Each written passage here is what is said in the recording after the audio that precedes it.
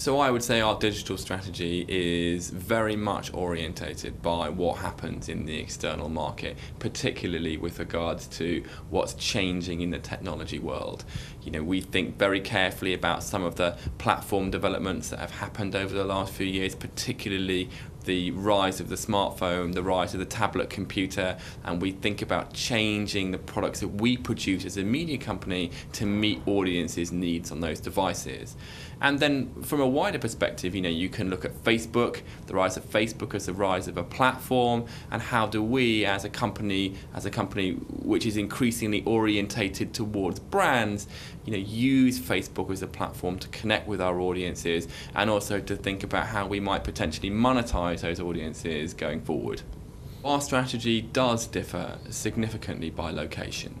I think that in the past we have operated with the mindset that we will build a single product locally and export it globally. But now that we're looking beyond the US as our single biggest market, we realise that we're going to need to tailor each individual product offering to meet the needs of local consumers. We've seen that historically in the television space.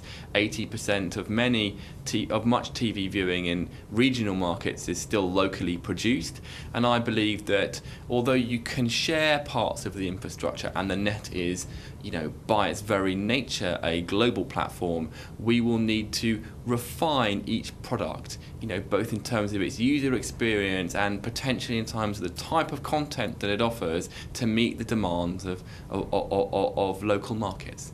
My predictions over the next 12 months, I guess, are fairly set. I don't think that's a time frame that's particularly far out. I think that we will continue to see the rise of Facebook. They're likely to cross the 700 million user mark. Social will become increasingly important, not only as a platform for communication between audiences and brands, but in all likelihood a platform for commerce between brands and their audiences. They being Facebook are clearly leaving a lot of value on the table with regards to their advertising solutions, and I think that they will start to think beyond pure growth strategy and actually think about starting to optimize some of that ad inventory over the time.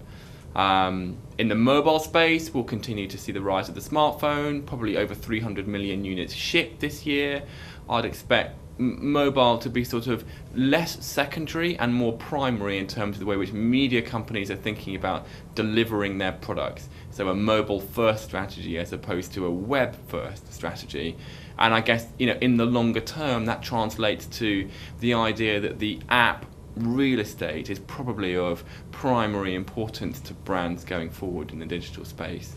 In other areas, I think tablet computers will continue the boom that we saw last year, probably outselling, all other forms of communication, probably, and will make up 50% of the total IT market in my mind. And those, although connected in many ways by the operating system and form factor to smartphones, do require a different nuance of product and are used in a different context. And I think TV companies or media companies are actually far better placed to exploit the tablet than they potentially were on the mobile, on the smartphone side of things. So the companies that I think that are going to have the most sustainable future are those that are looking to monetize their content in new ways.